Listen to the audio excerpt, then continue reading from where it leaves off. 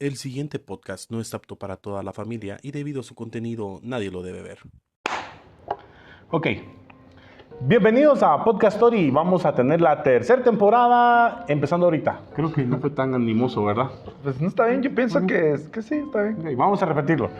Bienvenidos a Podcast Story. Ok, esta semana tenemos a dos nuevos integrantes del club de los Podcast Stories, ya que esta es la tercera temporada y porque todos me dijeron que no querían trabajar conmigo. Básicamente son los únicos dos que quisieron trabajar conmigo. En el nuevo equipo de Podcast Story tenemos a Arturo Yol y a Darwin Wakanda, que ya ha estado en algunos episodios anteriores, ¿verdad? En Sí, Podcast así es. Story. Él había sido invitado anteriormente, pero ahora ya es parte del crew. Tenemos a este muchacho, Arturo Yol. ¿Cuáles son tus redes sociales? El Arturo GT en Instagram y el Arturo-GT en TikTok. Sí, ok. ¿Y el tuyo es? Darwin Bien Queso, Darwin cualquier Bien red Queso, y a social. mí me pueden encontrar como Spamfles. También pueden encontrarnos en redes sociales como @podcastor y en todas las redes sociales. Ok. Voy a contarles una historia de la historia real de Guatemala, lo cual ustedes no saben cuál es la historia que voy a contar. Y en el camino vamos a ir haciendo chistes, vamos a ir haciendo que esto funcione. Podcast Story es un podcast de comedia mezclado con historia o de historia mezclado con comedia, como ustedes quieran decirle. Ok. Entre 1950 y 1955, el gobierno del presidente gringo Eisenhower inicia una cacería de brujas contra los gobiernos comunistas de Latinoamérica, llamada macartismo. En la brújula de esta cacería estaba Guatemala, que tenía todos los ingredientes para que Estados Unidos empezara esta persecución contra los gobiernos de turno, hablándose específicamente Jacobo Arbenz Guzmán. ¿Ok? El gobierno de Eisenhower se sintió sumamente ofendido cuando el gobierno de Guatemala tomó los libros de contabilidad de la UFCO. La UFCO es la United Fruit Company, la que sembraba bananos, melones en Izabal, parte de Petén. Sembraba a los trabajadores. Ajá, también, ajá. Pues básicamente eso fue lo que les enojó, ¿verdad? Porque ya no podían hacer sus fechorías normalmente, ¿verdad? Como libertad. Exacto. Ok. ¿Ok? Con lo cual Arbenz lo que quería era quitar la tierra. Ajá, Esa sí. es la reforma agraria. Claro. Quería quitar la tierra y dársela a personas que sí la podían trabajar, porque en este caso el 70% de la tierra estaba en manos como del 5% de las personas, y luego el otro 70% de las personas solo tenían el 5% de la tierra. Entonces lo que quería Arbenz era quitar estas tierras ociosas y dárselas a personas que sí las podían trabajar. Pero él no las quería quitar realmente. O sea, Arbenz lo que quería era pagar las tierras. Claro, comprarlas, digamos. Ajá. Él quería comprar las tierras. Él quería Con dinero del gobierno. a huevos, ajá, sí, pero se lo iba a dar a la gente. En este caso sí se lo iba a dar a la gente, ok. A lo que dijo en este caso el director de la UFCO, que en este caso es John Foster Dulles, quien era accionista y al mismo tiempo era secretario de Estado de Estados Unidos. Sí. Y al mismo tiempo el hermano de él era director de la CIA. director de la CIA y fundador de la CIA, porque la CIA se acababa de fundar en ese momento. Entonces dijo él, ¿sabes qué? No. Sorry. Ajá, perdón, ajá, pero en inglés, Aquí ajá. estoy bien, pero... Ajá, sí me gusta tu idea, pero no con mi tierra. Ajá. Pero mis Sí, trabajadores, sí. no. Not in my house. Ajá. Entonces va, le dijo esto y le dijo, está bien, te las vendo, pero 25% más, o sea, 25 veces más cara. A la madre. O sea, una tierra que podía valer un quetzal, ahora valía 25 quetzales. Hablando en un número que puedo hacer matemáticas. Si hubiera hecho 100, hubiera sido ¿cuánto? 2.500. O sea, si el pedazo de tierra hubiera costado 100, ahora valía 2.500. ¿Verdad? Paradójicamente, Arbenz se había inspirado en la reforma agraria, no en los trabajos de Lenin, que es en este caso el comunista, sino en los trabajos de Abraham Lincoln. Es irónico porque la reforma agraria fue inspirada en Abraham Lincoln y no en Lenin. O sea, parecía que era comunismo, pero en realidad era muy capitalista. Porque lo que trataba de hacer era no solo quitar las tierras, sino que hacer trabajar mejor el capital que ya tenía. No sé si me explico. O sea, lo que ya estaba funcionando, hacerlo funcionar mejor. Esa era la idea de Arbenz, Que evolucionara. ¿verdad? Ajá, que evolucionara, que fuera un lugar mejor. Obviamente a los gringos no les gustó porque ellos tenían una república bananera, no sé si han escuchado de esto, Claro. que venía desde Argentina, pasaba por Panamá, Honduras, y eso que o sea, Estados Unidos no estaba metido en Guatemala tanto como en Honduras. Honduras literalmente era el patio delantero de Estados Unidos. Ahí estaban metidos hasta el queso. Ok. En 1954, Estados Unidos empieza la operación What's Tube en Nicaragua. Operación Guateformosis. No es hasta de Arjona y Gaby Moreno. Estoy dando conciertos en toda la... Llega así con Green Day. Se llama What's Tube, se llama la operación, en la cual pretendía meter armas soviéticas a Nicaragua, con lo cual iba a decir, ok, te caché, Guatemala, tenés nexos con Nicaragua porque ahí hay armas soviéticas. Y hacerle el perro. Ajá. Esto era Es ahí como implantar armas. Exacto. Es como cuando metes un regalo así una cajita, le envolves y todo, y lo dejas ahí y llegas después y es como, puta, alguien dejó algo. Ajá, sí, ajá, puede ser como auto... Ajá, ellos estaban haciendo todo el rollo para que Guatemala dijera, ¿y esto por qué me lo pusieron a mí? Ajá. ¿Y qué es esto? Ajá, armas soviéticas, ¿y por qué yo tengo que tener armas soviéticas si estoy en Guatemala? Y entonces ahí fue donde dijeron, ves, que eso es una gran caca y sí tenés problemas con los comunistas, porque lo que pasa es que en este momento era la Guerra Fría. Claro. Y entonces o pertenecías a un lado o pertenecías a otro. Y por eso es que los gringos empezaron como esta cacería con todos los gobiernos comunistas de Latinoamérica para, pues, derrocar a los presidentes y poner presidentes que sí les interesaban a ellos, pues, en este caso, con los intereses de la UFCO, ¿verdad? Bueno, para preparar el camino, John Foster Dulles llegó al 10º Congreso de la OEA pidiendo en su discurso que le pusieran castigos a Guatemala. Y según dicen, él amenazó y amedrentó al canciller de Bolivia y al de Ecuador prohibiéndoles préstamos de $14 millones y $8 millones si no votaban a favor de los castigos contra Guatemala. Suficiente castigo era ser Guatemala ya. Y no es paga así. Los pobres bananeros echando riata 14 horas diarias sin desayuno y ya todavía castigos a Guatemala. Esperando que el niño aprendiera a caminar para meterlo también. Huevo, sí. Eso era lo que quería en este caso John Foster, Va ¿verdad? de ponerlo a jugar jacks para que pudiera agarrar motricidad. ¿no? Como que era esta onda el juego del calamar, ¿va? Acá un desafío peor que otro. A las 8 de la noche del 18 de junio empezó la invasión, entrando por 4 puntos, 2 de Honduras y 2 de El Salvador, con unos 480 soldados por cada uno de los batallones. Lo que se buscaba con esto, en realidad eran pocos. Sí, eran pocos. Hay batallones que yo leí que eran aún menores, hasta de 120 soldados. Pero lo que buscaban era que se mirara la mayor cantidad de personas en la mayor cantidad de puntos. Porque lo que buscaban con esto era que se sembrara la población, sembraran pánico en la población en primer lugar, o sea, que la gente dijera, wow, ¿qué está pasando aquí? En segundo lugar, que la población dijera, no, ¿sabes qué? Me voy del lado de los del ejército porque está más grande y no me van a matar, entonces me voy con ellos. Y en tercer lugar, hacer que el ejército pareciera más grande. ¿Y quién venía dirigiendo estos batallones? Era el exiliado en Honduras, Carlos Castillo Armas. Él era el que venía dirigiendo estos batallones, ¿ok? Y por medio, es que los gringos fueron cabrones, porque tiraban mensajes en la radio. Ellos tenían una radio que sonaba en Guatemala y habían emisiones donde decían cosas como el ejército ya ganó la batalla en Chiquimula y eran pajas. Te apretó en inglés y todo aquí. Preparando el camino para todos los colcenteros. Vos, pero ¿sabes qué? Dicen, yo leí también de que tiraban bombas falsas, bombas de humo en el centro. Y la Mara pensaba que de verdad eran bombas. Y entonces se asustaban y decían, no, los gringos vienen con todo y nos van a matar y que no sé qué. Y entonces empezaban como a presionar para que Jacobo Arbenz renunciara. Sí, pues cambiaron los espejos por bombas. Ajá, sí, en vez de traer los espejos y llevar jade, trajeron pólvora como chinos y tiraban bombas de humo y tenían como señales de radio y daban como volantes a la gente diciendo que Jacobo Arbenz era comunista y todo lo demás. Entonces estaban como cambiando los papeles para que él mismo renunciara. El 10 de octubre de 1954, después de que le dan el golpe de estado a Jacobo Arbenz, una junta militar convoca a un plebiscito. Es la segunda vez que escucho esta palabra después de que la escribí anteriormente.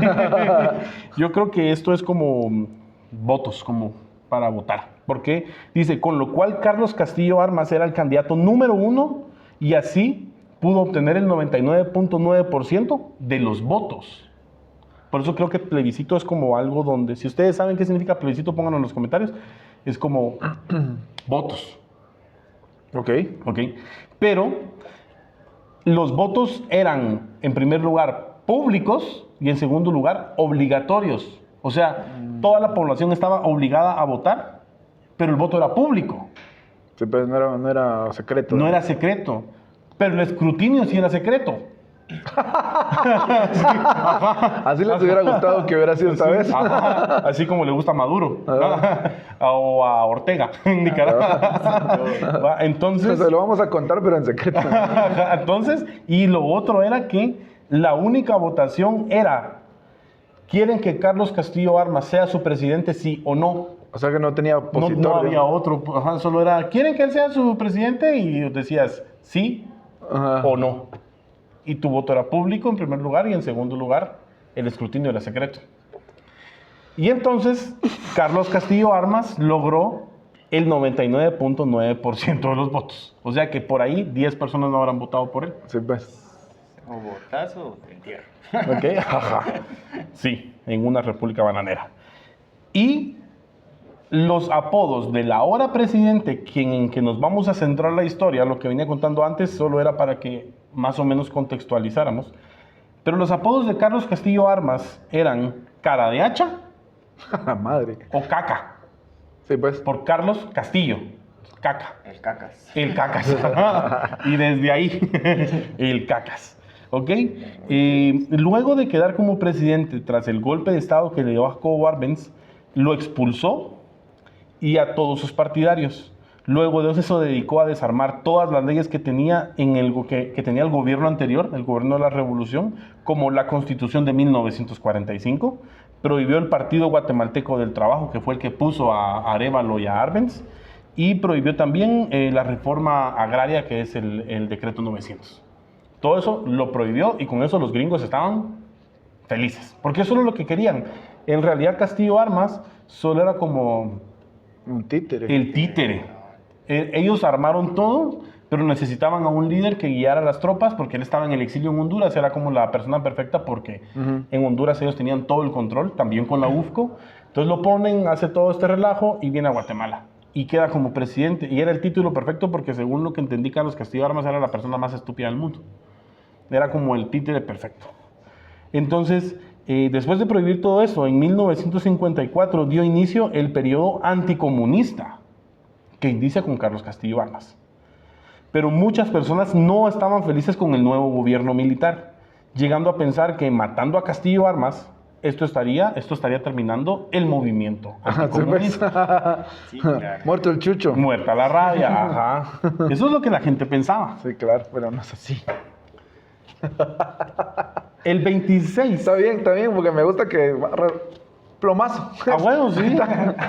Mi mamá resolvía las cosas igual, solo que no con pistola.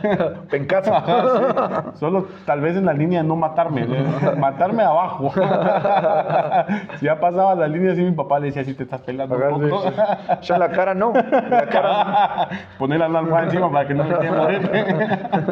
La cosa. Mi mamá, que en paz descanse. Allá un besito.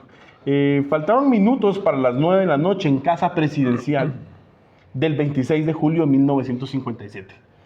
Mi abuelo nació en 1930, mi abuelo ya tenía como 12 años cuando esto sucedió, posiblemente sus abuelos estaban en la misma edad. Bueno, ¿qué dijiste? 1930 nació mi abuelo No, y esto fue en 1957. Sí, pues, mi papá ya estaba a punto de nacer. Sí. 1958. Venía el presidente de una reunión con algunos empresarios, fue a su dormitorio, iba caminando para su dormitorio y yo leí una versión donde decía que estaba como enojado porque estaba muy oscuro la casa presidencial. Y en la versión de Wikipedia decía, tampoco es que Wikipedia sea la gran babosa, pero yo sí considero que Wikipedia tiene por ahí ciertos pincelazos de verdad, pero decía que la casa presidencial en ese momento estaba particularmente vacía. O sea, en ese momento, no en ese día, sino en ese momento estaba particularmente vacía.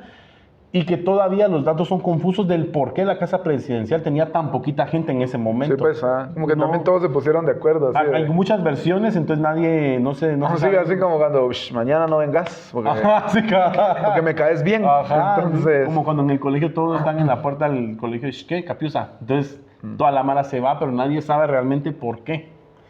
La cosa es que dicen que el presidente se estaba quejando porque había muy poca luz, estaba muy abandonada la casa presidencial. Pasaron caminando, pasaron 2 soldados, los soldados lo saludan, él pasa y cuando en ese entonces iba a cenar, o sea, ya había venido a la reunión e iba para cenar, cuando de las sombras sale un soldado y le pega 2 plomazos. Y entonces, yo no sé si este es el primer magnicidio de Guatemala, pero por lo menos es el primer magnicidio de Podcast Story. bueno. ¿Ok? Nunca hemos hablado de otro asesinato de Guatemala de un presidente. Entonces, cae Carlos Castillo Armas y la esposa Odilia le pone las manos en las heridas para que no sangre y grita, se fue por ahí, es un soldado. Y en una de las versiones que yo leí decía que 2 soldados que eran de la guardia del presidente, que estaban jugando billar, escucharon y salieron corriendo a buscar a la persona. Entonces yo dije, hubiera sido muy de huevo que hubieran cuidado al presidente y no estaban jugando billar. Pensemos como, ¿por qué hay billar en la casa presidencial? También, ¿no? Sí. Bueno, sí suena un poco lógico que exista un billar en la casa presidencial siendo el presidente y teniendo ciertos lujos, ¿va? Pero que los guardias a las 9 de la noche estén jugando billar en vez de cuidar al presidente, sí está muy cool. Allá se durmió, vamos a jugar. Ajá, sí, no importa, están en la reunión con unos empresarios. ¿Sabes qué? Jugamos bola 8, ¿qué? Uno corrido. Entonces escucharon los disparos, salieron corriendo y salen corriendo al asesino de Carlos Castillo Armas. Hay muchas versiones de por qué de la muerte, pero hasta el momento todos decían quién fue, quién mató a Castillo Armas. El asesino de Castillo Armas se llamaba Romeo Vázquez Sánchez. Romeo Vázquez Sánchez, de 24 años, originario de Mazatenango. Este chavo empezó a correr, lo empezaron a correr, subió a su cuarto y al verse acorralado, puso la escopeta en el suelo, se la puso en la barbilla. Hijo de la verga. Y adiós. Y con el dedo meñique del pie. ¿Y a quién? ¿Sabes a quién le hubiera encantado esto? A Kurt Cobain. Esa historia cuadra con la de Kurt Cobain. Es que porque es una escopeta difícil, ¿no? Es bien complicado y Kurt Cobain con una escopeta. Si no, Pero es que pues la de miren Kurt el Cobain episodio de Kurt Cobain. era una escopeta corta, entonces era más sencillo. Ah, ok. Eso no lo sabía. Pero era recortada. Hubieras estado en el episodio de Kurt Cobain. Pues sí, Sí, bueno. pero no estabas. Bueno. Pero miren ese episodio. Ok. Lo encuentran y la policía encuentra un diario de 26 hojas en la cual encuentra todo el Plan, todo ¿no? escrito, el plan. Querido diario. Ajá. Ajá. Amén. En el nombre de Jesucristo. Ajá. Literalmente, ahí había escrito todo el plan para matar al presidente porque Romeo se sentía decepcionado y triste por ahora ser del ejército del nuevo presidente y no de Arévalo. Ya. Porque él era partidario de Arévalo y Sí, partidario de todas las reformas que habían hecho. Y él se sentía traicionado, defraudado, decepcionado. Entonces dijo, ¿sabes qué? Si mato a Castillo Armas, van a poner otra vez a Arévalo. Sí, pues. Eso pensaba él, según lo que escribía en su diario. Ah, sí, pues está estúpido. Ajá. Ok. Pero fíjate que no estaba tan estúpido. Lo voy a defender un poquito a Romeo. Otra cosa es que en la cacha... Porque tenía buena puntería, lo porque voy a... tenía Si hubieras en la misma noche mató 2 personas. Alguien que tenga buena puntería no puede ser tan estúpido. Ok, parte de la investigación de la policía, la encontraron una bala igual en Castillo Armas y una bala igual en el cráneo de Romeo. Ajá, entonces obviamente era la techo de la misma. casa. Ajá. En el techo de la Buscando así en el techo. Los MP. Recogiendo los pedacitos de Cabal, cráneo. cabal. Yo creo que sí este es cráneo de él, muchacho. ¿Eso es de quién? ¿De Romeo o de Castillo? Entonces descubrieron que era él. Ahí se confirmó que era él. Pero en el diario, descubrieron que Romeo había estudiado y decía ahí en correo. Ah, ya. Él estudiaba más o menos como en línea, la versión en moderna. carta. Ajá. Él estudiaba por diligencias, él Sí, como pues. que le mandaban y él estudiaba porque él escribió muchas cosas con muchas faltas de ortografía, pero escribía cosas como: sois carroñeros buscando un cadáver que roer. Mientras sus compañeros militares decían cosas como aiga y nadie, Ajá, mira. naiden. Entonces, el doctor Federico Mora leyó su diario, que imagínate, Federico Mora es un personajazo, man. Sí, hay que hablar de Federico Mora. Sí, ese man estuvo en el caso de Mikuláš, Sí, pues. estuvo en este caso, él fue el que le estudió el cerebro a Mikuláš. Y estuvo también en este caso leyendo esto y dijo: ¿sabes qué? Este man es un psicópata. Ahora Este man es un psicópata. Ajá. Y entonces, así fue como sucedió el asesinato de Carlos Castillo Armas.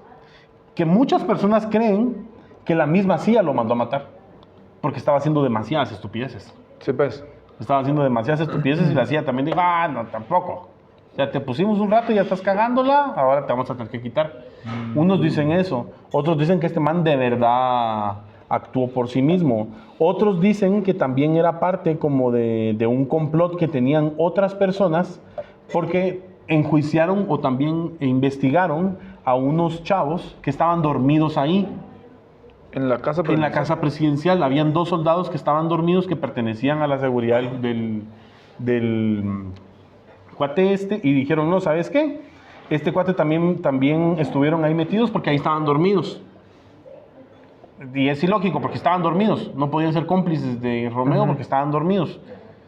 Y también empezaron a investigar a otros 2 militares que querían ser, uno presidente y otro ministro de defensa. Pero también descubrieron que eso no pasó. Entonces, esa es la primera hipótesis de la muerte. La otra hipótesis de la muerte es que fue un conflicto militar.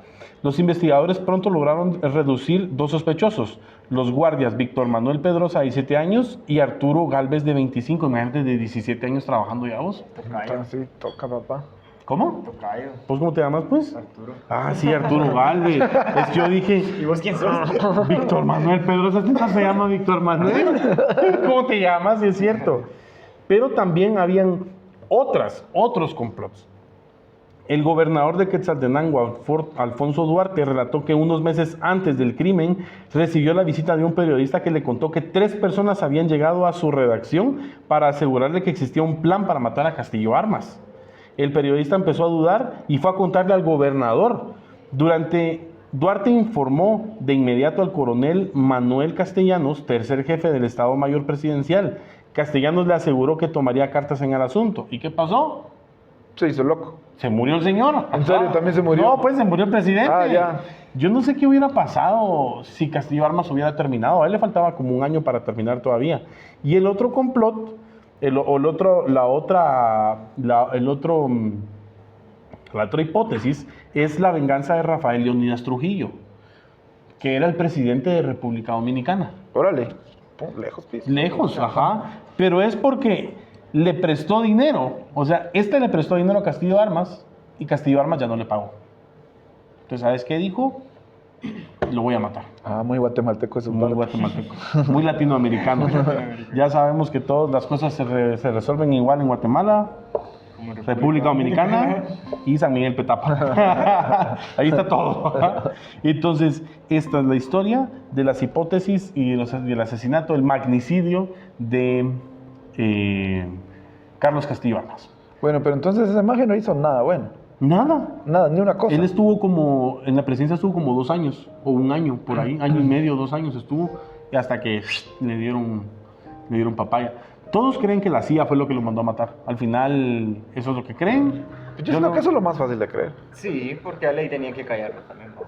Yo lo que siento es que el soldado también sí quería matarlo. Sí, yo pienso que sí. Después de todo lo que leí, sí digo yo, este Romeo sí estaba loco. Ese Romeo sí se fue al carajo y un día se pegó una gran fumada y lo mató. La verdad que huevos de Romeo. Bueno, pero es que como también hay cosas como que no están como tan claras en el sentido de decir de que por qué estaba tan sola la casa presidencial cuando siempre hay movimiento ahí, pues. Pero en este caso no era, o sea, yo lo que entendí por lo que vi y leí era que en general la casa estaba vacía. O sea, ya... ¿Todo el tiempo? Ya, ajá. Desde que quitaron a Arbenz, la casa estaba muy vacía. Lo que pasa es que lo de Arbenz fue un gran relajo, porque también a Arbenz lo sacaron desnudo. Sí. A Arbenz lo sacaron desnudo del aeropuerto.